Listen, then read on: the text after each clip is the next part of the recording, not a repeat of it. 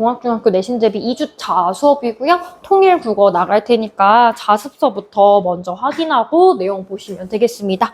일단 아까 얘기한 것처럼 171쪽이고요. 여기 단원의 목표는 두 개예요. 하나는 통일 국어의 특징 알기, 그리고 또 하나는 문제 해결 과정으로서의 글쓰기가 포인트야. 자, 그러면 볼게요.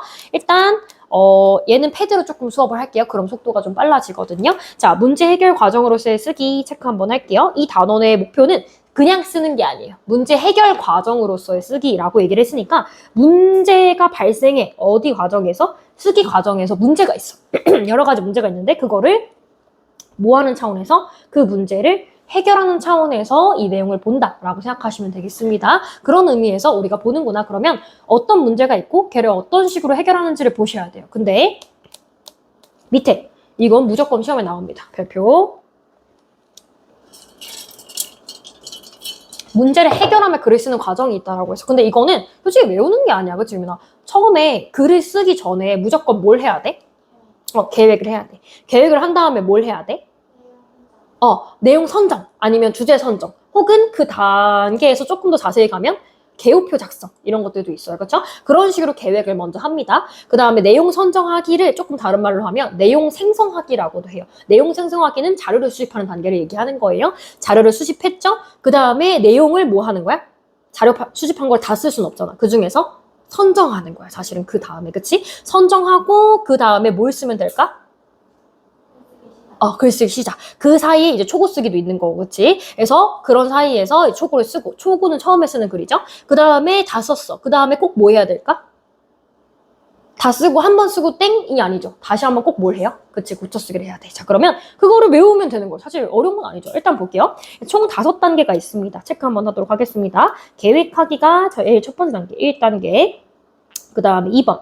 자료를 수집하고 선정하는 단계, 수집 및 선정 단계. 여긴 같이 묶어놨네요. 그 다음에 사실 내용 조직하고라고 되어 있는데 얘가 사실은 뭐냐면 개요표 짝이에요. 개요표 짝이. 그 다음에 그걸 표현하기. 이거는 초고 쓰는 단계가 4번이 되는 거죠. 그 다음에 마지막 고쳐쓰기가 5번 해가지고 여기는 퇴고하는 거라고 얘기를 합니다. 그래서 다른 명칭도 같이 알아두시는 게 좋아요. 자, 1번 계획하기 단계는 말 그대로 계획을 하는 단계고요. 그 다음에 자료를 수집하고 선정하는 단계는 여기 좀 쓸게요. 어떤 단계냐? 내용 생성하기 단계입니다. 내용 생성하기 및 선정하기 단계예요. 생성하는 거니까 자료를 최대한 많이 찾아서 많이 찾는다라고 하는 거는 나한테 효율적인 자료를 잘 찾는다는 얘기죠. 그런 생성하기가 있고요. 내용 조직하기 별표 한번 할게요. 이 단계가 좀 중요합니다. 내용 조직은 내용을 이미 다 선정을 해둔 상태에서 얘를 어디에 배치할까의 문제. 어디다 이사시킬까? 그러니까 이 단계는 우리가 뭐라고도 하냐면 개요표 짝이라고도 합니다. 개요표. 내가 어떤 부분에 어떤 내용을 쓸지. 자, 그러면 우리는 보통 이런 글을 쓸 때 설명하는 글을 쓰거나 주장하는 글을 쓰잖아? 그러면 당연히 글이니까 3가지 부분이 있겠지. 처음, 중간, 끝이 있죠. 근데 얘가 만약에 논설문이야. 그러면 처음에 오는 거는 뭐라 그러지? 무슨 론이라고 하지? 맨 처음에 오는, 그치, 서론. 가운데 오는 거? 본론. 그리고 결론이 있지. 서본결을 지금 정하는 게 개요표 짝이야. 오케이? 그거 생각하시면 되고요. 근데 표현하기는 이렇게도 표현해요. 초고 쓰기. 초고라는 게 첫 번째 원고란 뜻이죠. 첫 번째 글을 쓰는 초고 쓰기 단계예요. 물론 여기는 실수해도 됩니다. 왜냐? 고쳐쓰기 단계가 있기 때문에 고쳐쓰기는 다시 원고를 되돌아보는 거야. 그래서 뭐라고 하냐면 퇴고하기라고도 해요. 퇴는 후퇴할 때 퇴를 생각하시면 돼요. 다시 원고를 퇴고해서 돌아본다는 뜻이에요. 오케이? 그 단계를 아셔야 되고 이 단계에 어떤 문제가 생기고 어떤 거를 우리가 해야 되느냐를 아시면 되겠습니다. 그러면 지금부터 머릿속에 싹 넣을게요. 자, 이 전반의 단계에서 우리가 고려할 거는 딱 4가지야. 주목, 동매. 다시 뭐라고요? 주목, 동매. 시작. 오케이. 자, 그러면 주목, 동매라고 하는 거를 꼭 머릿속에 넣어줘야 돼. 시험에 나오거든. 자, 봐봐요. 주목, 동매가 뭐냐면 주제를 고려해야 되고요. 목적을 고려해야 되고요. 독자를 고려해야 되고요. 매체를 고려해야 됩니다. 자, 그러면은 당연히 이 글의 주제가 내가 하고 싶은 말이니까 당연히 고려를 해야 되는 거고요. 그 다음에 이 글을 쓰는 목적이 남들을 설득하기 위함이야. 아니면 남들에 대해서 내가 알고 있는 정보를 전달하기 위함이야. 이런 거에 맞춰 써야 되는 거고 독자는 이런 거지. 예상 독자라고 보통 얘기를 하는데 예를 들어서 내가 음식에 대해서 얘기를 할 거야. 음식의 영양 성분에 대해서 얘기를 하는데 유치원 애기들한테 우리는 탄수화물 300g과 단백질 500g을 매일 섭취해야 됩니다. 하면 알아들을까? 아니겠지. 얘들아, 밥은 당이 많고 뭐 그나마 그 정도 설명할 수 있어야 되겠지? 유치원생 대상으로는 그렇고 성인 대상으로 할 때는 탄수화물 500ml와 뭐 어쩌고 설명해도 상관없지. 그런 차이가 있다는 거예요. 독자를 고려해야 되고요. 매체는 뭐냐면 이걸 어디에 쓸 것이냐. 그래서 뭐 인쇄 매체, 책 같은 것들도 있고요. 아니면은 영상 매체, 아니면 복합 매체 같은 것들도 있죠. 어디에 쓰느냐에 따라서 달라질 수 있다는 얘기. 이거를 고려하면 돼. 이건 전체 단계에서 고려할 수 있다는 얘기고요. 일단 그래서 계획하기 단계에서는 다시 뭘 고려하냐 바로 나와 있죠. 주목, 동매를 고려할 필요가 있더란 얘기입니다. 오케이. 그래서 주제를 결정한다. 목적을 정한다. 그 다음에 독자의, 얘는 좀 읽을게. 독자의 요구, 지식 수준, 관심 등을 고려해가지고 좀 쓸 필요가 있더라. 그런 얘기고요. 그 다음에 매체의 특성을 파악해서 쓸 필요가 있다. 네, 한번 확인해 주시면 되겠고요. 그 다음에 내용 생성하기 단계, 자료 수집하고 선정하기 단계에서는 최대한 다양한 매체에서 가져오는 게 좋죠. 처음이니까. 주제와 관련된 자료를 수집하고요. 마찬가지야. 봐봐. 전체 단계에서 고려한다고 했잖아. 주목, 동매, 여기서는 주제, 목적, 독자, 매체 이렇게 나와 있죠. 그렇죠? 그래서 그 내용을 선정할 필요가 있다는 거. 그 다음에 내용 조직하기는 자, 주제와 목적을 드러낼 수 있는 거 말했잖아. 주제나 목적을 고려하고 있잖아요. 주목, 동매 중에. 그치? 그래서 여기서 중요한 건 개요표 쓰기야. 중요하다. 개요표 쓰기에서 글의 흐름을 고려해서 문단 순서를 조정하거나 내용을 삭제 또는 보충할 수도 있습니다. 이런 단계고요. 그걸 통해서 표현하기 단계, 초고를 쓰는 거죠. 근데 여기서는 상대방 듣는 독자들한테 호기심을 유발하는 게 중요하기 때문에 비유나 강조, 변화 표현을 쓴다. 혹은 톡담이나 명언 같은 인상적인 표현을 쓰는 것이 중요하다는 얘기고요. 구체적인 예시나 쉬운 단어를 쓰면 더 좋겠죠. 그죠? 이런 초고 쓰기 단계가 있고요. 그리고 태고 쓰기는 이거 시험에 잘 나와. 발표 한번 할게. 고쳐 쓰기는 글쓰기의 전 과정에 걸쳐 이루어진다. 한 단계에서만 이루어지는 게 아니에요. 내가 중간에 하다가 좀 아닌데 하면 고칠 수도 있어요. 계속 반복해서 할 수 있다는 거 중요하고요. 여기도 다 그 얘기야. 주제와 목적에 맞느냐, 독자에 맞느냐, 매체에 맞느냐 말했죠. 주목 동매를 전 단계에서 고려한다고요. 그죠? 그런 내용이 나와 있고요. 그리고 글 전체, 문단, 문장, 단어 수준에서 글을 점검한다라고 되어 있어요. 보통 큰 데서 작은 데로 점점점 점검하는 경향이 있어요. 큰 틀을 먼저 잡고 그 다음에 작은 거를 고려를 하는 거죠. 이런 식으로 간다 생각하시면 되겠습니다. 이 단계를 우리가 고려해서 글을 쓸 거다라는 얘기고요. 그거를 머릿속에 인지하고 계시면 사실 반 이상 한 거예요. 그 다음에 남북한 언어의 공통점과 차이점인데 이건 교과서잖아. 그래서 약간 교과서적인 내용이 나와요. 남북한 언어는 솔직히 달라요? 같아요? 다 같긴 한데 다른 구석이 이제 점점 많아지고 있죠. 왜냐면 오래 떨어져 산 지 되었으니까. 그걸 생각하면 되는데 여기서 공통점이랑 차이점이 다 있어. 남북 간의 언어 차이가 생긴 이유는 당연히 오랫동안 다른 생활 방식을 살아왔기 때문에 당연히 차이점이 생길 수밖에 없다라는 얘기를 하고 있는 거죠. 그렇죠? 근데 중요한 건 이거 교과서니까 그 차이점을 옆으로 넘겨서 뭐 해야 된다? 극복하는 게 중요하더라. 그런 얘기입니다. 그래서 아마 교과서는 넘기는 거니? 안 넘겨도 될걸? 아니니? 넘겨 있는 거니? 오케이. 자, 그래서, 남북한 언어의 공통점에서 얘 별표 중요합니다. 여기 나와 있는 것들 다 별표예요. 중요. 일단 볼게요. 남북한 언어의 공통점. 그건 있잖아. 이게 외국어는 아니잖아. 알아들을 수는 있지, 얼레벌레. 해서 이 공통점이라고 하는 건 뭐냐면, 같은 뭐를 가지고 있냐? 역사적인 배경을 가지고 있다 생각하시면 돼요. 그쵸? 같은 적어도 언어를 쓰고 있어요. 한글이라고 하는, 그죠? 그 다음에 남북으로 분단되기 이전부터 오랫동안 말과, 그치? 같은 말과 한글을 쓰고 있었다라는 건 공통적이죠. 읽을 수는 있잖아. 그치? 이게 외국어가 아니니까. 그 다음 이것도 똑같아. 어차피 우리 시험 범위에 들어가는 거 외웠지? 19개의 자음과 21개의 모음을 사용하고 있다라는 거는 동일하네요. 그죠? 여기까지. 그래서 사실 교과서에서는 쉽게 공통점이라 나와 있지만 이걸 뭐라고 하는 게 좀 더 맞냐면 동질성이라고 해요. 동질성이라는 건 같은 성질을 지니고 있다라고 해서 동질성이라고 하는 거죠. 동질성이 사실 있고요. 하지만 뭐가 있냐? 차이점도 있습니다. 차이점. 차이점은 다른 거니까 우리가 다를 이자를 써서 이질성, 다른 점이 있다라고 얘기를 하죠. 이질성. 물론 이질성이 있지만 그 이질성을 이해하고 극복하자라는 내용이 교과서에 나옵니다. 자, 어떤 부분에서 차이가 생기냐? 발음, 어휘, 표현이 생깁니다. 여기부터 이제 이 파트가 시험에 잘 나오는데요. 어떻게 다른지를 아셔야 돼요. 일단 볼게요.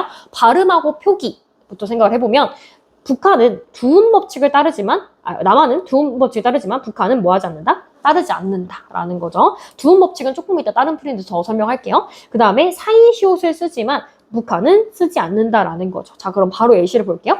두음 법칙은 쉽게 생각하면 이거예요. 니은이나 리을이 사라지는 거. 이 공표시는 유미나 사라진다는 뜻이 없다는 뜻이야. 그러면 이런 식인 거지. 역사. 우리는 역이라고 하지만 북한에서 리역이라고 하는 거지. 여자를 북한에서는 여자라고 하는 거. 좀 더 써볼게요.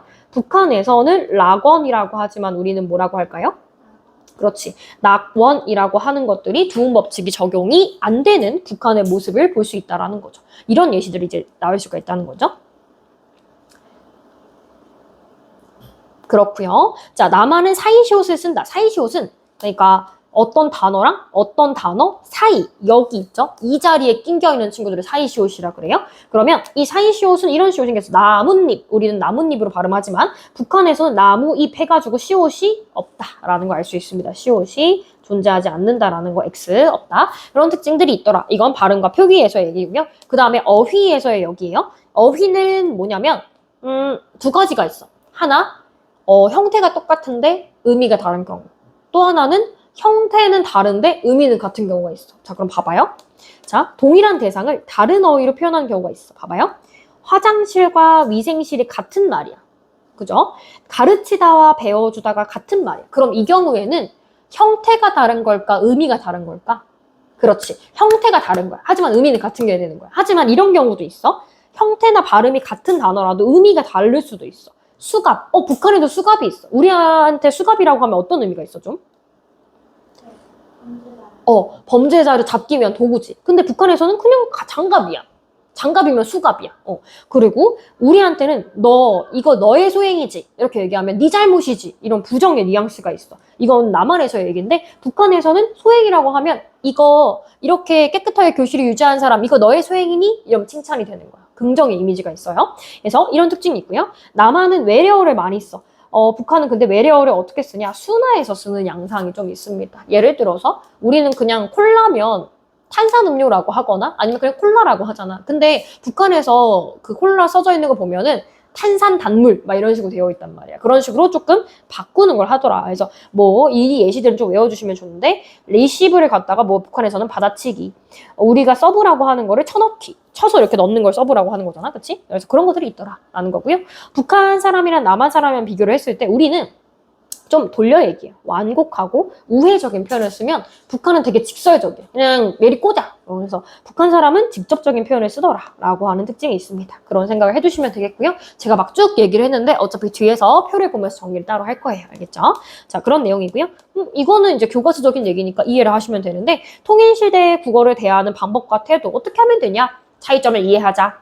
동질성을 회복하자. 그런 얘기예요. 남북 간의 언어 차이를 극복하는 방법 어떻게 하면 될까? 서로를 이해하고 많은 소통과 교류를 바탕으로 하면 된다. 그런 얘기죠. 여기서는 좀 특이한 게 나왔는데 교류하는 것뿐만 아니라 교류를 바탕으로 남북한 말을 정리해서 사전을 펼쳐한다는 게 있어요. 이게 우리 교과서에는 없을 것 같긴 한데 다른 교과서에는 나와요. 이런 걸 뭐라고 하냐면 여기에는 남한 언어랑 북한 언어랑 다 들어있어. 그러니까 통합사전이거든. 걔네들을 뭐라고 하냐면 들여두면 좋아요. 문제에 나올 수도 있거든요. 결의말 큰 사전이라고 해요. 결의말 큰 사전이라고 하는 사전이 있어. 이 결의가 뭐냐면 그 우리 민족을 모두 아우르는 표현을 우리가 결의라고 해. 결의 따로 쓸게. 결의는 민족이야. 민족의 말이 담겨져 있는 큰 사전이라는 뜻이야. 그래서 남북한 언어가 모두 담겨 있는 것을 우리가 결의말 큰 사전이라고 해요. 오케이? 그런 애들이 있고요. 국어를 대하는 태도 어떻게 하면 되냐? 우리는 애초에 같은 국가다라는 거죠. 바탕이 같다는 인식을 가지자. 남북의 언어 차이를 인정하자. 그 다음에 남북의 언어 차이로 생길 수 있는 어려움을 극복하기 위해서 노력하자. 그런 얘기죠. 오케이? 이해하시면 된다. 그런 내용이더라. 보시면 되겠고요. 뒤에는 이제 정리하는 건데 그거 하기 전에 제가 아까 드린 학습지 있어요. 학습지에 있는 내용 먼저 체크를 조금 하고 내용을 들어갈게요.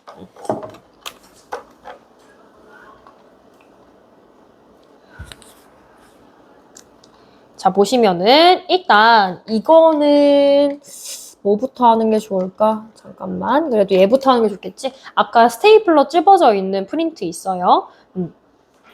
시험 봤던 거. 거기 있는 거부터 먼저 할게. 거기에 쭉 넘어가 보면 시험 봤던 거 바로 뒤편에 보면 나와 있어요. 이거는 제가 시험에는 뭐가 나올지 몰라가지고 가능한 모든 것들을 써놓은 건데 잠깐만 선생님 이거 패드로 조금 옮겨가지고 바로바로 써볼게요. 얘를 올리기가 좀 그래서 잠깐만 기다려주세요. 이 중에서 그럼 지금 채울 수 있는 거 그나마 채울 수 있는 거 그 다음 쪽에 있는 거 좀 채울 수 있겠다. 한번 채워볼게요.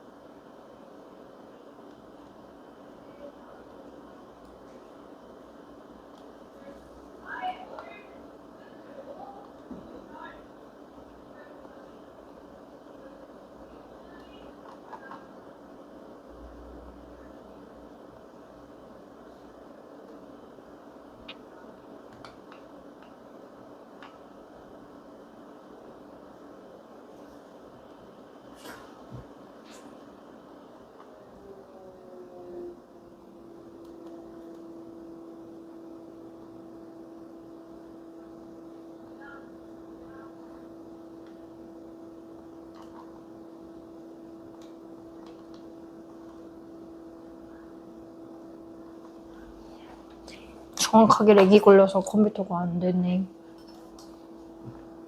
어쩔 수 없지. 그냥 올리지 뭐. 자, 1쪽에 있는 그럼 내용부터 다시 채워볼게요. 잠깐만 올릴게.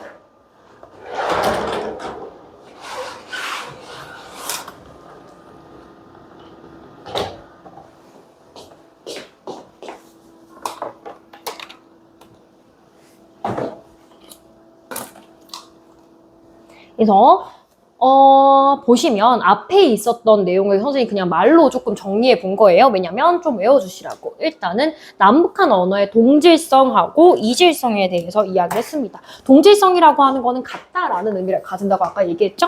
이거 교과서에 있던 내용 그대로 가는 거예요. 자, 우리는 남한이랑 북한이랑 같은 뭘 가지고 있냐면 역사적 배경이 동일하다 그런 얘기를 했습니다. 역사적으로 같은 배경을 가지고 있다. 같은 역사를 가지고 있다라고 했고요. 그 다음에 어쨌든 이게 같은 글을 쓰잖아. 같은 한글을 써. 같은 말과 한글을 쓰더라 라는 특징이 있습니다. 오케이? 같은 말과 한글을 쓴다. 잘 안 보여? 자, 같은 흰색? 보여? 같은 말과 한글 을 쓴다라는 특징이 있었고요. 자, 그러면은 자음 몇 개? 10? 좀 더 쓰시죠. 10? 9개. 19개. 그 다음에 모음이? 오케이. 이런 것들은 공통적이다라는 얘기를 한 거고요. 남북한 언어 이질성, 세모, 다르다라는 거죠. 이런 점이 달랐어요. 방금 전에 했어요. 사이시옷이라는 걸 했습니다. 사이시옷 남한하고 북한 어떤 차이가 있느냐. 일단 남한의 경우 사이시옷 써요, 안 써요? 써요. 근데 북한에선 써요, 안 써요? 안 써요. 그 차이가 있다라는 거고요. 그 다음에 두음 법칙 우리 적용해요, 안 해요? 해요. 북한 해요, 안 해요? 안 해요. 보통 북한이 안 한다고 생각하시면 되겠습니다. 그래서 그런 특징들이 있고요. 자, 그 다음에 어휘의 경우 첫 번째는 발음이나 표기상의 특징이었고요. 맞춤법. 어휘는 어떤 애들이 있느냐. 하나는 뭐가 똑같은데 형태가 똑같은데 의미의 차이가 있는 친구들. 아마 뒤에 보면 예시가 좀 더 나올 거예요. 근데 이런 애들이 있죠. 의미가 똑같은데 뭐가 다른 친구들? 형태가 다른 친구들이 있을 수가 있습니다. 자, 그러면 예를 들어서 뭐가 있을까? 바로 들어갈 수 있는 예시. 첫 번째. 형태는 동일한데 의미의 차이가 있는 거. 약간 동무. 북한에서 동무하면 약간 친구야. 이런 느낌인 거야. 자, 봐봐. 북한에서는 친구 정도의 의미예요. 북한에선 친구. 근데 어디에서는? 남한에서는 어떤 의미야? 동무, 나의 전우 이런 느낌이 있잖아. 좀 더 그 친근감이 굉장히 크게 느껴진다라고 하는 의미가 달라지죠. 그쵸? 오케이? 이런 것들이 형태가 동일한데 의미가 달라지는 것들에 대한 예시가 되는 거고요. 반대로 의미는 동일한데 형태가 차이가 있는 것들이 있을 수가 있겠습니다. 자, 예를 들어서 이런 거지. 우리는 별일 없어요. 괜찮아요. 라고 얘기하잖아. 우리한테 있어서 괜찮다. 별일 없다. 라고도 쓰지만 우리는 보통 괜찮다라 그래요. 근데 북한에선 뭐라 그래요? 일 없습니다. 이렇게 얘기하지. 그러니까 아무 일 없습니다. 일 없다. 의 의미로 쓰여요. 오케이? 그래서 뭐 그 정도의 차이가 있다. 뭐 이렇다만 놓고 봤을 때는 형태가 동일한데 의미가 차이가 있는 거라고도 볼 수 있겠죠. 우리한테 이렇다는 건 정말 아무 일이 없다는 얘기고, 그 다음에 북한에서 이렇다는 거는 내 상태가 괜찮다라는 걸 얘기하고 싶은 거고요. 이런 애들이 있을 수가 있겠다라는 거고요. 네, 이런 애들이 있고요. 그 다음에 세 번째, 북한에서는 뭘 다듬은 말이 있느냐? 외래어를 다듬은 말이 있을 수가 있겠습니다. 아까 얘기했던 탄산나물 같은 것들이 있을 수 있다라는 얘기고요. 그 다음에 표현 얘기했어요. 남한은 돌려 말해요? 직설적으로 말해요? 남한.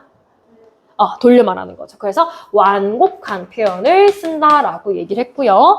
그 다음에 우회. 우회가 뭔지 알지? 돌려가는 걸 우회라고 하잖아. 우회적인 표현을 좀 많이 쓰고요. 북한은 어떤 표현을 쓰느냐? 보통 굉장히 직설적이다. 직설적인 표현을 쓴다. 오케이? 그런 특징들이 있더라 라고 생각하시면 되고요. 이 오른쪽에 나와 있는 건 우리 교과서에 있는 것도 있고 아닌 것도 있습니다. 하지만 알아두시면 좋습니다. 문제 풀 때 좋아요. 자, 생각해 볼게요. 북한 언어의 예시, 남한어랑 북한어를 비교를 해봤을 때 이렇게 볼 수 있대요. 남한어가 역사면 북한어에서는 두음 법칙을 적용 안 하니까 뭐라고 써야 맞을까? 역사, 그치? 역사, 이건 두음 법칙에 대한 얘기. 우리가 여자면 북한은? 그렇지. 이거 잘 예시를 보시면서 구분하시면 돼요. 중3 수준에서는. 그 다음에 나뭇잎, 우리는 이 사이시오 쓰지만 북한은 안 쓰잖아요. 무잎이 되는 거죠. 나무잎. 이거는 안 나오는 거야. 우리 교과서에 안 나오는데 맛꼭지각이라고 하는 게 있어. 아시죠? 맛꼭지. 근데 얘네들을 갖다가 북한에서는 뭐라고 하냐면 서로 맞대고 있어요. 그래서 만문각이라고 해요. 알아두시면 좋아요. 만문각. 그 다음에 같은 자리각. 이걸 우리말로 하면 뭘까? 서로 같은 위치에 있다라고 해서 동의각이라고 해요. 동의각. 그 다음에 나룻배는 없는 거. 나루배. 이렇게 나루배 이렇게 쓴다는 거죠. 오케이? 그런 차이가 있더라라는 거를 정리를 해본 거고요. 뒤에는 우리 교과서에 나와 있는 게 조금 더 많은데요. 이거는 이따가 이제 내용 한번 보고 좀 더 자세히 채울 수 있는 것들이기는 합니다. 그래서 그거 하고 나서 내용을 좀 마저 채워보는 걸로 할게요. 일단은 본문으로 다시 갑니다. 그래서 보시면 내용 갈 텐데 다시 내려야겠어. 그래서 뒤에 있는 글 내용 보도록 할 텐데 우리 선생님 개인적으로 몇 년 동안 가르치면서 우리 학교 교과서가 그렇게까지 마음에 들지는 않아. 왜냐면 우리 교과서는 친절해. 너무 많이 친절해. 그래서 내용이 너무 많아. 왜냐면 너희들이 이해를 할 것 같은데도 불구하고 내용이 끝나지가 않아. 그래서 제가 필요한 부분 위주로 적당히 가감쳐가지고 좀 해볼게요.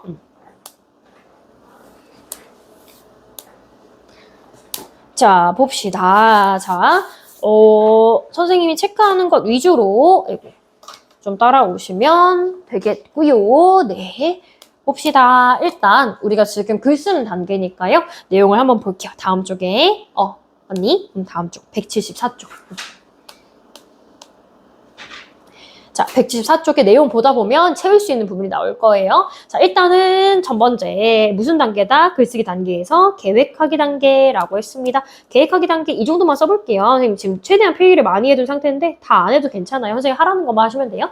1번 네 쓸게요. 자, 계획하기 1번 단계입니다. 여기서 내가 글을 쓰게 됐어. 남북 통일이랑 관련되어 있는 글을 쓰게 됐는데 통일 교육 주간을 맞이해서 어디에 글을 실게 되었느냐면 학교 신문에 글을 실게 되었어요. 그러면 얘가 통일 주간을 맞이해서 쓰는 거니까 남북 언어의 공통점에 대해서 아마 얘기를 할 가능성이 있겠지. 학교 신문이니까 여기에 올리기로 했어. 그럼 얘가 뭐가 될까? 글을 올리는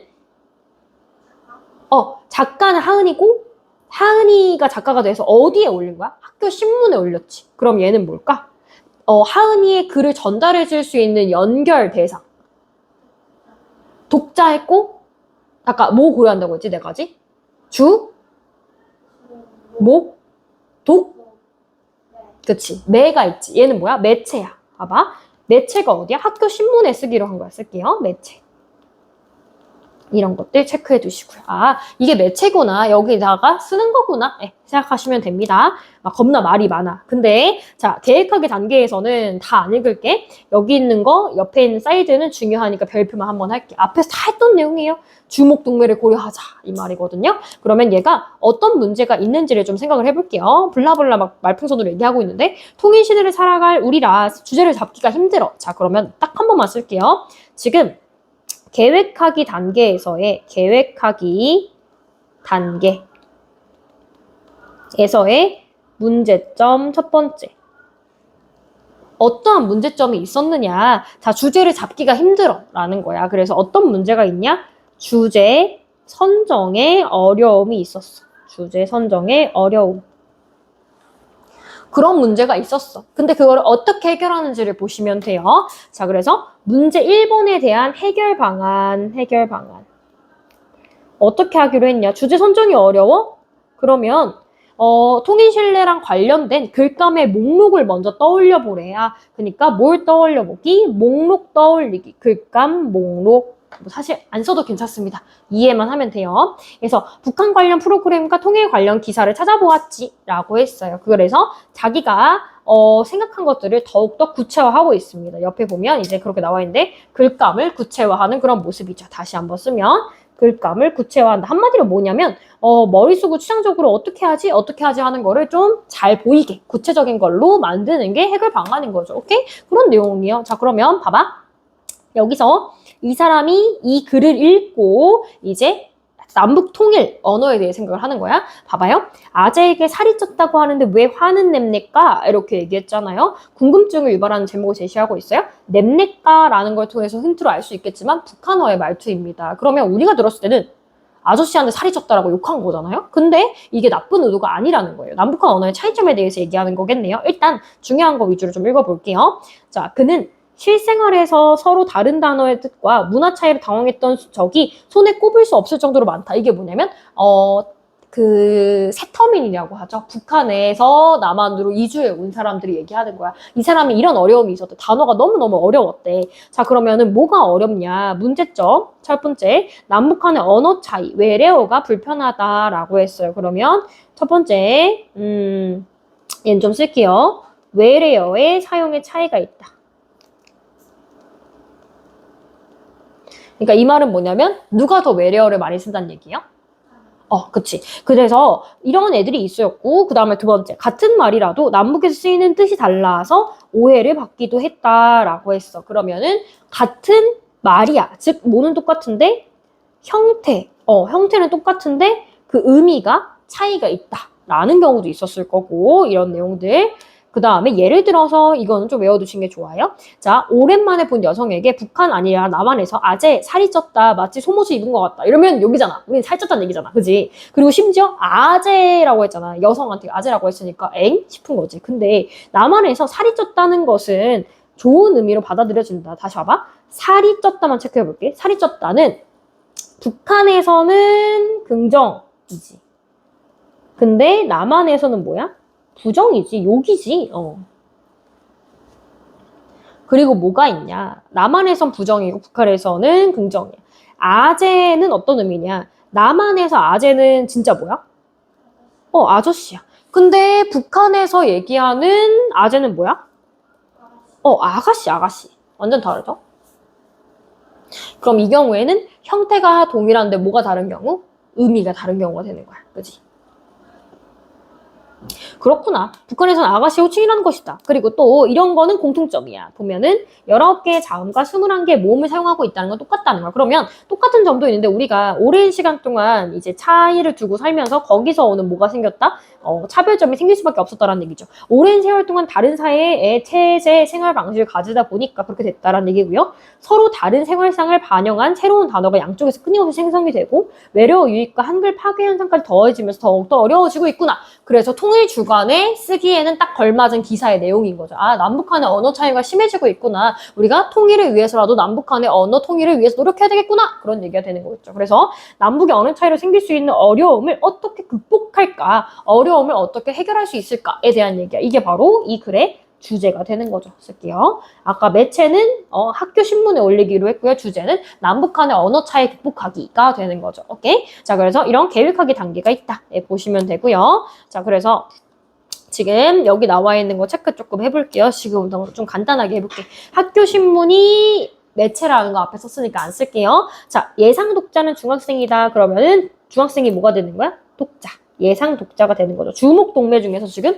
주제 찾았어요. 주제, 남북한 언어 차이를 극복하는 방법. 독자, 중학생. 그 다음에 매체, 학교 신문. 그 다음에 목적, 당연히 남북한의 언어 차이점과 그거를 극복할 수 있는 방안을 알리기 위함이 되겠죠. 다 찾은 거예요. 이거를 찾는 문제가 나옵니다. 자, 그래서 근데 뭐가 문제가 있냐면 얘네들이 얼마나 알고 있을지를 모르겠다라는 거야. 얘는 이것만 쓸게요. 지금부터 선생님이 쓰는 옆에 있는 빨간 친구들은 다 뭐냐면 문제점이에요. 어떤 문제점이 있느냐. 예상 독자만 쓸게. 독자의 수준 파악에 어려움이 있을 수가 있어요. 수준 파악의 어려움. 그러니까 중학생 애들이 얼만큼 알고 있는지를 모르겠대. 그럼 뭐 하면 돼? 조사해보면 돼. 그런 얘기예요. 그래서 무엇을 원하는지, 무엇에 관심이 있는지, 얘네들이 어디에 관심이 있는지 관심을 파악하는 게 필요하고요. 그 다음에 지식 수준을 파악하는 게 필요하다라는 얘기죠. 살펴보면 된다는 얘기예요. 그래서 여기 이거 중요하다. 선생님 앞에서 일부러 정리해서 썼어요. 발표 한번 할게요. 주목동매가 중요하다 그랬어. 그치? 이 주목동매가 뭔지 아셔야 돼. 주제, 남북의 언어 차이로 생길 수 있는 어려움을 극복하기 위한 노력인 거고요. 목적, 언어 차이를 극복하기 위한 바람직한 태도를 가질 것을 권유하는 게 목적이겠죠. 중학생이고요. 학교 신문에 쓰기로 했어요. 따지면 인쇄 매체에 쓰기로 했다라는 거죠. 그렇죠? 솔직히 말해서 앞에 있는 블라블라블라 그 말풍선 얘기들이 다 여기에 요약되어 있어요. 그러면 맞추시면 돼요. 자, 선생님 내줄 테니까 책 보지 말고 맞춰보세요. 만약에 계획하기 단계 주제를 잡기가 힘들어. 그러면은 무슨 목록을 떠올리래? 글? 그 자료, 글감의 목록을 떠올리면 된다. 그걸 구체화하면 된다라고 했고요. 그 다음에 예상 독자가 관해서 얼마나 알고 있는지 잘 모르겠어. 그럼 뭐 하면 돼? 조사하면 돼. 얼마나 잘 알고 있는가? 그거니까 이해하면 돼. 솔직히 말해서 별표는 해놨지만 당연한 내용들이에요. 한번 확인해 보시면 됩니다.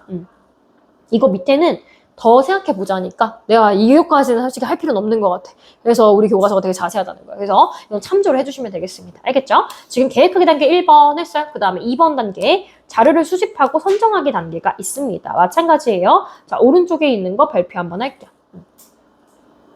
한번 읽어보시란 얘기예요. 한번 복습하시면서 읽어보세요. 자, 자료 수집 및 선정 단계가 2번 단계입니다. 동그라미 2번.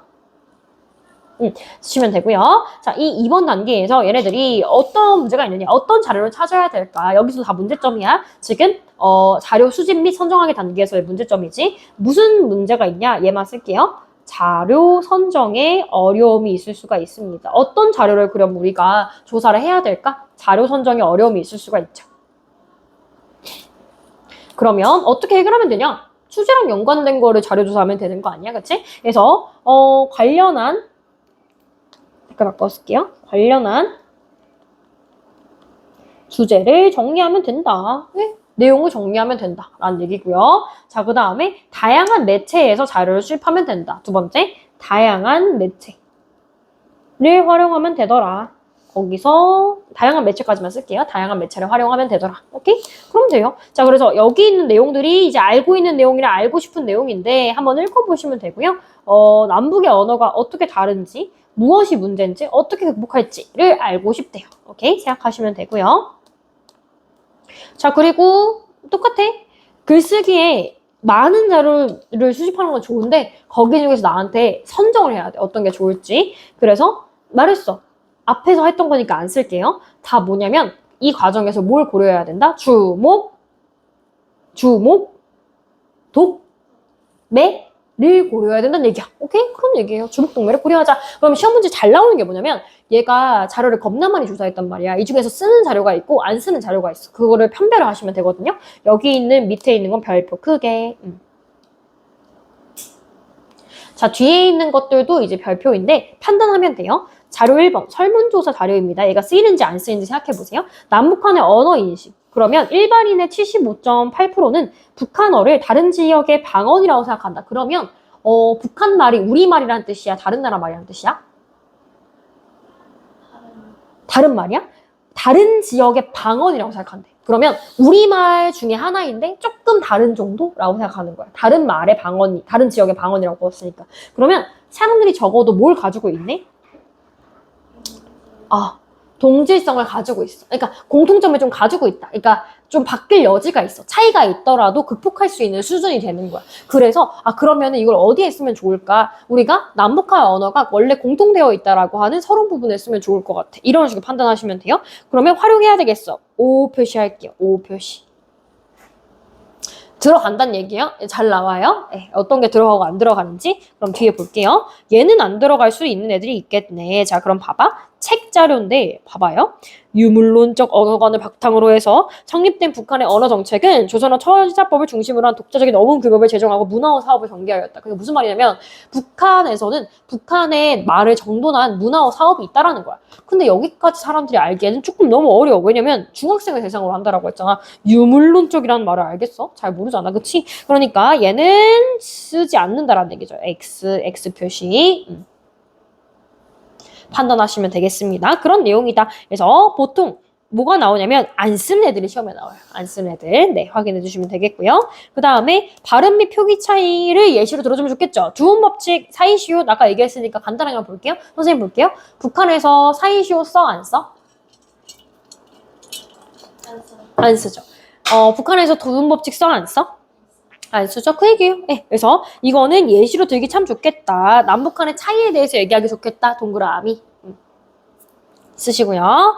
자, 그 다음에 자료 4번. 뮤직비디오가 있어요. 얘는 어떤 내용인지 볼게요. 이게 시험에 진짜 엄청 자주 나와요. 봐봐요. 동물들과 신나게 축구 시합했어. 그러면 동물들이라는 표현을 통해서 알 수 있지만 이거는 세터맨이에요. 북한 남자애가 이렇게 쓴 거예요. 우리나라에 와서. 연락하라 고함치며 소령 보냈어. 왜 나한테 공을 안 주는 건데 연락이 아니라 패스라고 했어. 그럼 무슨 말이냐? 연락이라고 하는 것이 북한에서 말의 의미가 뭐야?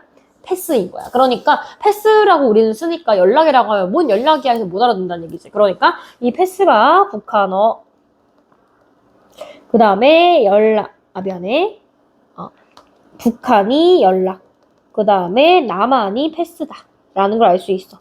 이거를 이제 남북한의 언어 차이점을 쓸 수는 있겠네. 근데 다만 얘는 잘 봐야 돼. 얘는 뭐야?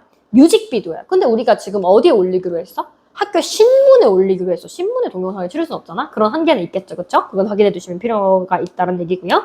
그 다음에 책과 누리집. 여기부터 나옵니다. 제가 아까 얘기했던 남북한 언어의 차이의 예시를 보여주는 부분이 바로 여기인데 이걸 보면서 이제 채우시면 되겠고요. 일단 여기 사용할 수 있습니다. 예시로서 활용할 수 있다는 얘기고요. 한번 읽어보면 돼요. 노크는 송기천 노크, 화장실은 위생실, 냉장고는 냉동기, 그 다음에 가르치다는 배워주다, 소풍은 들놀이 원조, 볼펜은 원주표 이런 식으로 있다는 거 이따 외울 거예요. 그 다음에 단짝은 딱 친구, 거짓말은 꽝포, 그 다음에 수학용어 빼기가 아니라 덜기, 교집합은 사김이라고 한다더네요. 그랬네. 그래서 참조를 해주시면 되겠고요.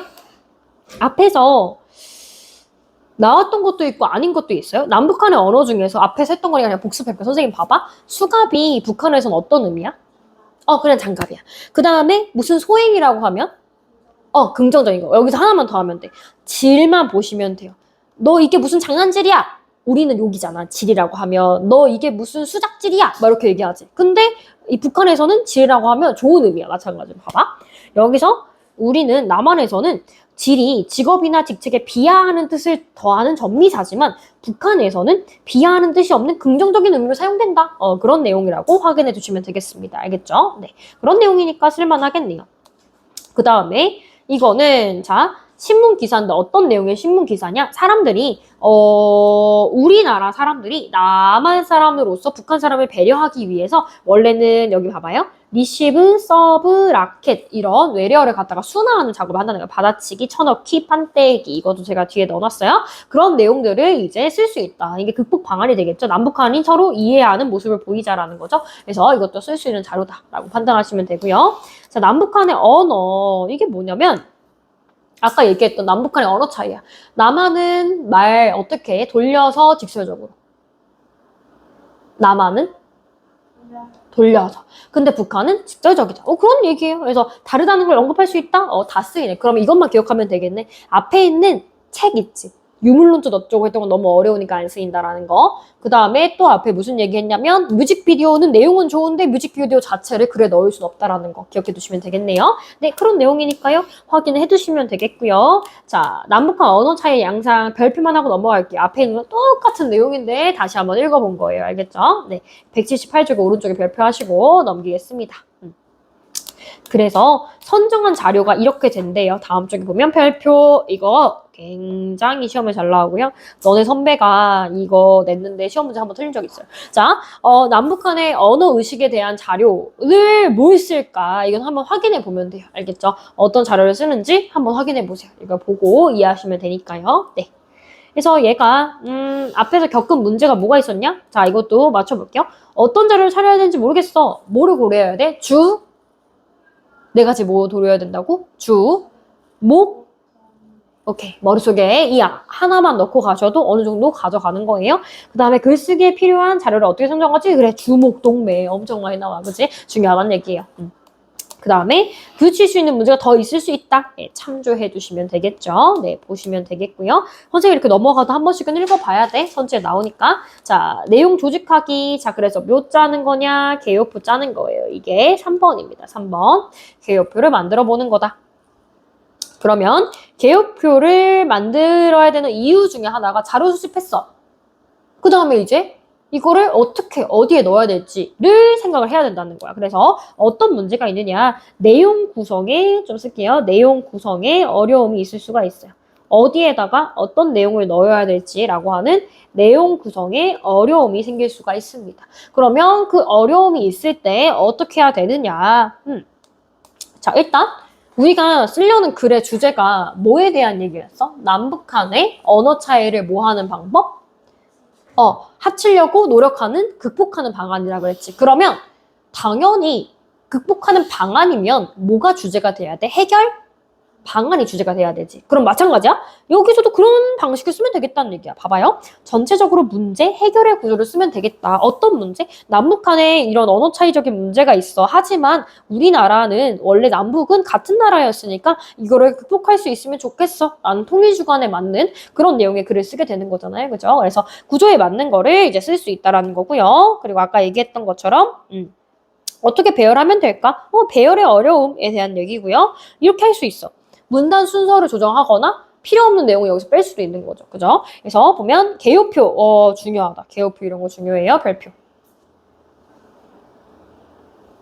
자, 그럼 봐봐. 통일시대에 만나는 통일세대의 국어 주제. 남북의 언어 차이로 생길 수 있는 어려움을 극복하기 위한 노력. 이제 주제 외웠다. 그지? 그런 내용이고요. 그래서 처음에는 넘겨볼게요. 통일시대에 생길 수 있는 일. 중간에는 남북의 언어에 대한 인식. 그러니까 통일시대에 이런 문제가 생길 수 있어. 만약에 우리가 지금 극복하지 않으면 나중에 큰일이 생길 거야 라는 얘기고요. 중간에서는 남북의 언어에 대한 의식. 아까 뭐라 그랬지? 70% 이상의 사람들이 북한어를 다른 나라 말이라고 생각한다고? 아니지. 우리나라의 말 중에 하나인데 약간 방언 같은 느낌이라고 한다고 해서 우리는 동질성을 회복할 수 있는 여지가 충분히 있다라는 걸 앞에 얘기를 해주고요. 남북한에 근데 언어 차이도 있어. 그런 얘기를 막 해줘. 그리고 북한 말에 대한 조사가 부족한 현실 별표 굉장히 중요해요. 이런 쓸데없는 애들이 들어가 있는 경우가 있어요. 그런 경우에는 빼주는 게 시험에 잘 나와요. 북한 말에 대한 조사가 부족한 현실에 대한 얘기는 극복하자는 방안이랑 굉장히 거리가 있잖아요. 우리가 부족하다는 얘기니까, 그죠? 그래서 이거는 빼고 남북의 언어 차이로 생길 수 있는 어려움의 예시를 쓰는 게 낫죠, 그죠? 그래서 어려움을 극복하기 위한 방안으로서 학생 차원과 국가 차원에서 이런 노력을 할 수 있다. 그래서 결론, 통일시대에 언어 문제가 중요한 까닭을 강조해주면 되겠죠. 오케이? 보시면 되겠고요. 자, 밑에 한번 읽어볼게요. 내용을 어떻게 구성하지? 그 어떤 처음, 중간, 끝 부분에 맞도록 쓰면 되겠죠? 자, 그럼 여기서 아마 교과서 뒷부분에 한번 나와 있을 텐데 처음, 중간, 끝에 뭐가 들어가는지에 대한 문제는 원래 항상 나와요. 처음에는 글의 시작 부분이니까 뭐가 들어가야 될까? 어떤 내용이 들어가야 될까? 그렇지. 흥미를 이끌 수 있는 그런 내용이 들어가야 돼. 아니면 독자의 주의를 환기하는 그런 내용이 들어가서 어쨌든 주제에 대한 내용이나 아니면 사회 문제를 툭 던져줘. 그리고 여기에 대해서 얘기할 거라는 거를 넌지시 얘기해 주는 게 처음 부분이야. 그 다음에 중간 부분에 대해서는 그 주제에 대해서 내가 가지고 있는 의견에 대해서 얘기해. 의견에 대해서 얘기하고 거기에 대한 뭐가 있어야 돼? 주장에 대한 근거가 있어야 돼. 이유와 근거가 있어야 되고요. 그거를 정리해서 마지막 끝부분에 쓰면 돼요. 강조하거나 요약해서 쓰시면 된다. 그런 내용이 들어간다는 얘기죠. 오케이? 거기에 따라가지고 이제 계열표를 작성하면 좋겠다라는 얘기고요. 계열표에서 중간 3을 삭제한 이유. 왜 삭제했어? 필요 없어서. 극복 방안이랑 연관되어 있는 내용이 아니기 때문에 오히려 우리의 부족한 점에 대해서 얘기하기 때문에 관련이 없었더라. 오케이? 그래서 이런 내용이 있더라. 확인해 두시면 되겠고요. 표현하기 4번. 이게 무슨 단계냐? 쓰는 단계죠. 직접적으로 쓰는 단계. 그래서 첫 문장부터 막힌다. 첫 문장이 안 써져. 했어요. 자, 그러면 얘는 좀 봐주시면 좋은데 내용 시작에 어려움이 있다라는 거예요. 그래서 글쓰기 얘만 좀 쓸게요. 글쓰기 시작에 어려움이 있을 수가 있겠다. 근데 얘는 좀 특이해서 시험에 자주 나오거든요. 어떻게 하면 어려움을 극복할 수 있을까? 일단 말로 해보는 거야. 그냥 내가 말로 해봤을 때는 이게 어색한지 아닌지를 알 수 있으니까 첫 번째는 말해보기가 들어갈 수 있습니다. 말해보기. 오케이. 말해보기 들어갈 수 있고요. 그 다음에 뭐가 어려울 수 있을까? 독자들한테 주의를 끄는 게 어려울 수 있어. 다시 한번 쓸게. 얘는 독자의 관심과 흥미 유발에 어려움이 있을 수가 있다. 다시 독자의 관심과 흥미 유발에 어려움이 있을 수가 있어. 그러면 이 어려움이 있을 때 어떻게 하면 되냐? 아까 얘기했잖아. 특이한 표현을 쓰면 된다. 인상적인 표현을 쓰면 된다라는 얘기였어. 비유나 강조, 변화 표현을 쓰거나 명언이나 속담을 인용하면 좋다라고 했어. 그러면 어떤 표현을 쓰면 되냐? 인상적 표현이라는 표현이 많이 나와요. 인상적 표현. 중요. 그 다음에 속담이냐 예시. 구체적 예시의 표현이 중요하다는 거죠. 구체적 예시.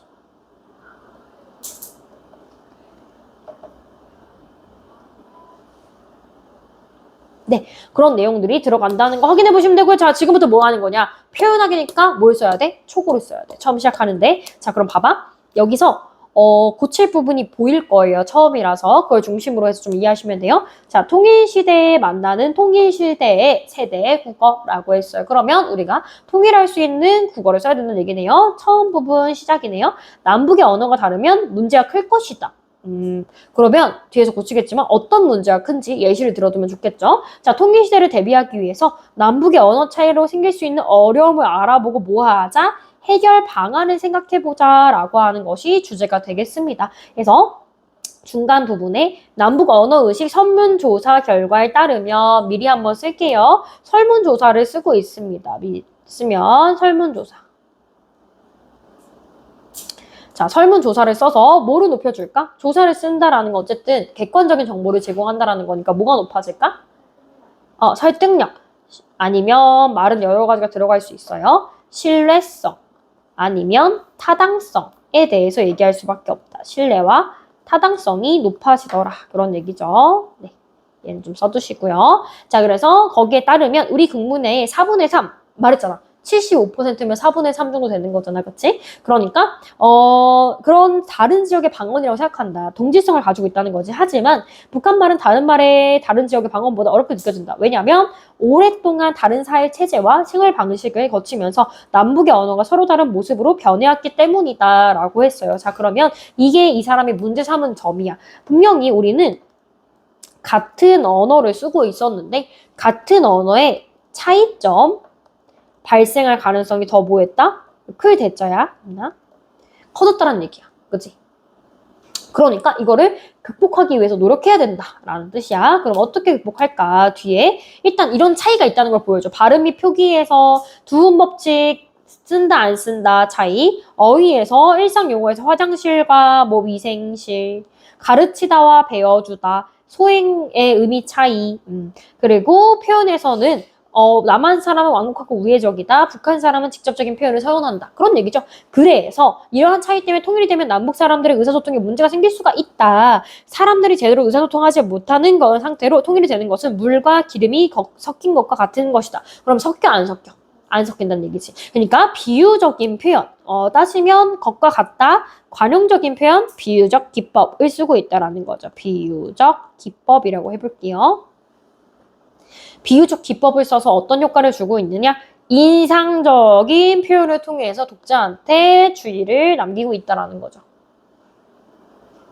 오케이? 그런 내용이다 라고 생각하시면 되겠습니다. 자, 그러면 문제를 어떻게 해결해 나가는지 볼게요. 첫 문장이 안 써질 땐 뭐 해보래요? 말로 그냥 한번 쭉 해보래요. 그 다음에 두 번째, 어떤 표현을 써야 될까요? 비유나 상징이나 여러 가지 강조의 표현을 쓰면 좋겠다. 그래서 인상적인 표현을 남기면 좋겠다라는 얘기를 했었죠. 그쵸? 네. 한번 확인해 보시면 되겠고요. 자, 제일 중요한 게 고쳐쓰기 단계예요. 고쳐쓰기 단계 5번. 자, 하은이가 친구들과 함께 글을 읽으면서 고쳐 써보기로 했대요. 어떤 걸 고쳐야 될지 모르겠대요. 자, 그러면 보세요. 옆에 오른쪽에, 사실 얘는 오른쪽에 있는 내용을 봐야 돼요. 자, 이런 내용이 사실 다입니다. 고쳐쓰기의 내용은 내용하고 형식을 모두 봐야 돼요. 주제가 맞느냐도 봐야 되고요. 그 다음에 형식상의 특징으로서 맞는 내용으로 아니면 맞는 맞춤법을 쓰고 있느냐 이런 것들을 보셔야 되는데요. 일단 고쳐쓰기 첫 번째, 얘는 자신이 쓰려고 했던 목적이나 주제를 효과적으로 드러내기 위해서 글을 고쳐나가는 과정입니다. 그래서 보면요.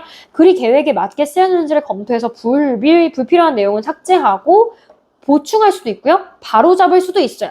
근데 아까 얘기했듯이 숲에서 나무로 가는 거예요. 전체에서 디테일을 보는 이런 순서대로 간다는 거죠. 오케이? 그래서 모든 중요하다 그랬어. 모든 과정에서 고쳐쓰기 할 수 있다 없다? 있다는 거야. 그래서 모든 과정에서 고쳐쓰기 단계는 늘 할 수 있어. 알겠죠? 중요하다. 자, 그래서 이거는 뭐냐? 실제 얘가 쓴 글이야. 근데 쓴 글 중에서 고칠 점이 있거든. 고칠 점을 중심으로 이해를 하시면 돼요. 알겠죠? 자, 그럼 볼게. 별표. 중요. 통일시대에 맞는 통일세대의 국어 했어. 자, 그럼 선생님이 빨간색으로 체크한 것들은 뭐냐면 문제점이 있는 부분들이야. 어떻게 하면 되냐? 남북의 언어가 다르면 문제가 클 것이다. 얘들아, 말했잖아. 어떤 내용이 들어가야 되느냐? 어떤 문제가 있을까? 남북의 언어가 서로 소통이 안 되면 나중에 어떤 문제가 있을까를 뭐를 붙여야 된다? 예시를 붙여야 된다. 확인해 두시면 되겠습니다. 그래서 통일시대를 대비하기 위해서 남북의 언어 차이로 생길 수 있는 어려움을 알아보고 문제를 극복하기 위한 방안을 생각해보자. 처음에 얘기한다고 했어요. 자, 설문조사 결과에 따르면 아까 했으니까 안 쓸게요. 신뢰성과 뭘 높일 수 있다? 무슨 성? 타당성 아니면 설득력을 높일 수 있다. 그래서 우리 국민의 4분의 3은 북한 말을 다른 지역의 방언이라고 생각한다라고 한다 했어요. 다른 지역의 방언이라고 생각한다고 했으니까 긍정적으로 바라보는 거예요. 하지만 북한 말은 다른 지역의 방언보다 어렵게 느껴진다. 따지면 뭐가 있다? 어렵게 느껴지는 이유만 봤을 때는 이질성이 있다라고 할 수 있어요. 이질성. 오랜 시간 동안 다른 형태로 살아왔으니까 오랜 시간 동안 서로 다른 사회체제와 생활 방식을 거치면서 남북의 언어가 서로 다른 모습으로 변해왔기 때문이다. 자, 여기서 중요해. 그래서 차이가 나타난다. 어떤 차이? 어휘나 뭐 표기나 이런 것들 차이지. 뭔 차이야? 되게 뭐가 차이가 나는지가 안 나와 있어. 이거 중요하다. 그래서 여기 이 부분에 뭘 넣어야 돼? 주제가 발음이나 표기나 어휘 표현에서의 차이가 발생한다 라고 말을 보충해줘야 되는구나. 이거 확인해 두셔야 돼요. 그래서 먼저 발음 및 표기를 보면 했어요. 막 여기서는 두음 법칙을 따르지 않는다라고 했을 때 남북의 언어 차이를 생각하고 예시를 들면 좋겠다라고 해서 예시를 들겠죠. 여자, 여자 이런 것들. 뭐 어휘를 보면 화장실은 위생실, 가르치다, 배워주다, 소행은 긍정과 부정, 완곡하고 우회적인 표현이 나만 북한 사람은 직접적인 표현. 앞에서 다 읽었으니까 빠르게 넘길게요. 자, 그래서 그런 표현들을 사용한다. 이러한 차이 때문에 통일이 되면 남북 간의 의사소통, 자 이건 되게 엄청 자세한 고쳐쓰기인데요. 의사소통은 뜰 필요가 없어요. 띄어쓰기 X, 띄어쓰기 X. 라고 생각하시면 돼요. 자, 그래서 의사소통에 문제가 생길 수 있다. 사람들이 제대로 의사소통을 하지 못하는 상태로 통일이 되는 거는 어떤 문제다? 물과 기름이 섞인 것 같다. 무슨 법? 직유법. 직접적으로 비유하고 있는 직유법이에요. 실제 경험담, 이거 앞에 있는 자료 활용하거든요. 뭐라 그랬어요? 뮤직비디오에 나오는 남자애가 나한테 연락 하라고 했는데 알아들었어? 못 알아들었어? 못 알아들었어. 우리는 패스라고 하기 때문에 그 얘기를 가져온 거겠지. 오케이? 자, 연락하라고 말했는데 다음 쪽에 보면 아무도 공을 안 줘서 당황한 적이 있다라고 했어. 그러면 이거에 뭘 보여주는 거야? 우리가 남북의 언어를 빨리 통일하지 않으면 이런 문제가 발생할 수 있다라는 거야. 그래서 수업 시간에 쓰는 말이 달라서 당황했던 적도 있다라고 하더라. 그래서 우리는 어떻게 해야 될까? 학생 차원에서는 우리가 할 수 있는 것들은 뭐냐면 학교 생활 안내서, 뭐를 쓸 수 있는? 남북 학생이 모두 쓸 수 있는 안내서를 만들 수 있겠고, 그리고 나왔네. 자, 국가 차원에서는 아까 뭐라 그랬냐면 남북의 언어를 모두 수록하고 있는 뭐가 있다라고 했냐면 결의말 큰 사전이 있다라고 했어요. 그쵸? 여기 나와 있네요. 그쵸? 결의말 큰 사전이 있구나 해서 남북의 언어를 통합하는 과정이 필요하겠다라는 얘기예요. 또한 뭐야? 언어뿐만 아니라 서로의 문화에도 관심을 가지고 자주 교류해야 된다? 근데 언어를 위해서 문화에 관심을 가지는 건 좋아요. 근데 그 문화에 관심을 가졌을 때 어떤 효과가 있는지 더 쓰면 좋겠죠? 만남을 통해서 다름을 이해하고 차이를 줄여나갈 수 있기 때문이다. 라는 이유를 추가해주면 좋겠다는 얘기예요. 그래서 결과적으로는 남북 간의 언어를 통일하지 않으면 이런 문제가 생길 수 있으니까 극복하자라는 거야. 이런 노력을 학생 차원에서 할 수 있고 국가 차원에서 할 수 있대. 오케이? 자, 그랬는데 자, 언어가 통하면 오해도 사라지고 의사소통도 잘 된다 해서 뭐 속담 제시하는 게 있는데요. 말의 중요성이랑 연관되어 있는 속담이면 돼요. 이거는 문제 풀다가 보면 나올 거예요. 그때 추가할 수 있는 거고요. 통일 시대를 기다리면서 남북이 화합하고 원활하게 소통하기 위해서 언어 문제에 적극적으로 뭘 가지자? 관심을 가지자. 그리고 서로 뭐 하자? 존중하자. 그런 내용이에요. 오케이?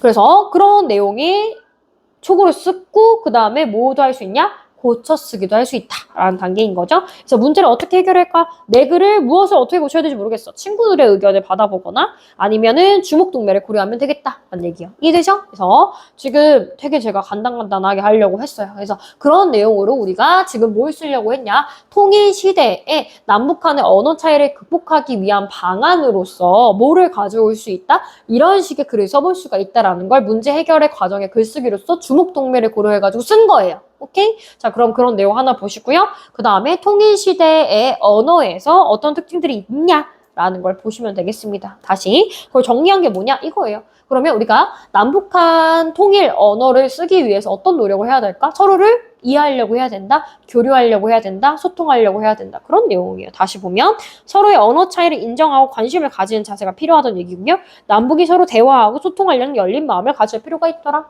그런 얘기예요. 네, 확인해 두시면 되겠고요. 네, 옆에 있는 거 참조해 두시면 돼요. 별표 한번 할게요. 오케이. 보시면 되겠고요. 뒤에는 참조.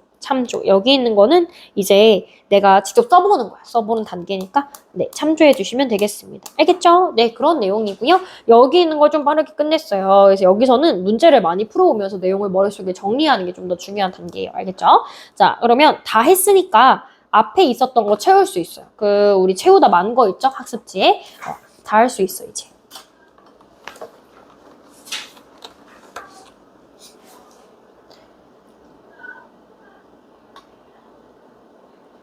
시간 드릴게요. 한번 채워보세요. 이제 채울 수 있어. 앞에 있는 거 다 했기 때문에. 채워보세요. 컴퓨터 됐나, 이제?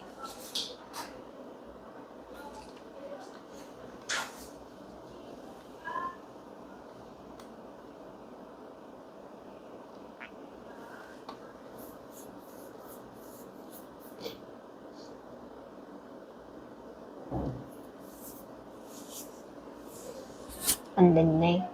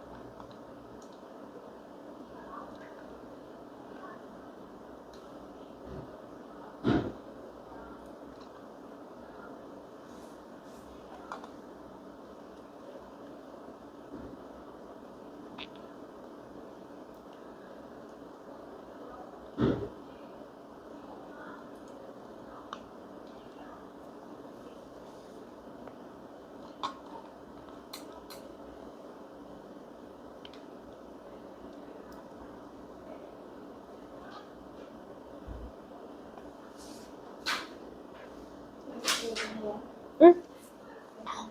아, 그거 선생님 지금 자료를 찾고 있는데 컴퓨터가 오류가 나가지고 잠깐만. 이거 말고 저거 다 채웠어? 응.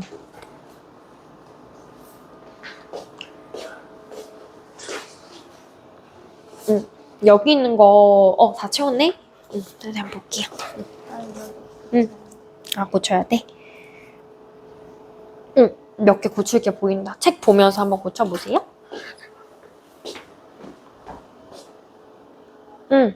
한 장짜리 프린트 마저 보면요. 이거는 사실 다른 교과서에 있는 내용인데 좀 추가적인 내용들이 들어가 있어서 참조하시라고 제가 가지고 왔어요. 자, 남북한 언어의 차이. 기본적으로는 다 똑같습니다. 앞에 있던 거 복습이죠. 자, 남북한 언어에서 우리 일단 사이시옷 얘기가 나왔으니까 뒤에를 먼저 잠깐 볼게요. 사이시옷은 어떤 애냐? 정확한 정의 정도는 알고 계시면 좋아요. 잠깐 뒤쪽에 넘겨보시면 사이시옷 현상이라고 하는 것이 그럼 무엇이냐? 두 단어나 두 어근 이건까지는 몰라도 되는데 그래도 두 어근이 결합해서 합성 명사를 만들 때 그 사이에 시옷 얘가 사이시옷이라고 하죠. 사이시옷이 덧붙는 현상을 얘기해요. 여기까지는 몰라도 돼. 합성어는 어근 플러스 어근이야. 이거 아마 정규 수업 때 하긴 했을 거야. 그래서 어근 플러스 어근 해가지고 합성어라는 게 있고요. 어근 플러스 접사 해가지고 파생어라는 게 있어. 근데 내가 원래는 이거를 몇 년 수업을 하면서 여기 있는 내용까지 설명을 했거든. 근데 보통 나오는 경우가 잘 없어요. 여기까지 중학생한테 물어보진 않아서 그냥 밑에 있는 거를 참조하시면서 아 사이시옷은 나룻배, 아랫니, 뭐 뒷일 이렇게 있는 것처럼 두 단어 사이에 끼어 있는 그런 시옷을 얘기하는 거구나 라고 생각하시면 돼요. 알고 계시면 되겠고요. 그리고 두음 법칙도 바로 볼게요. 두음 법칙은 어디에 조건이 있는 거냐? 두음, 맨 첫 번째 오는 초성 자리에 조건이 있다라는 거야. 그래서 보통 아까 얘기했던 니은이나 리을이 단어의 어디에 첫 번째 발음되는 걸 꺼리는 거야. 첫 번째.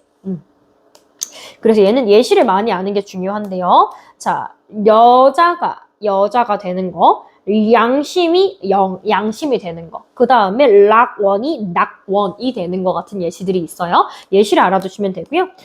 이거는 우리 교과서에 안 나오는데 알아두면 좋아요. 의존명사라는 건요. 명사가 뭔지 알지? 명사가 뭐야? 어떤 대상이 가지고 있는 이름을 명사라고 하지. 자, 그러면은 걔인데 의존적이네요. 혼자 쓸 수 없어.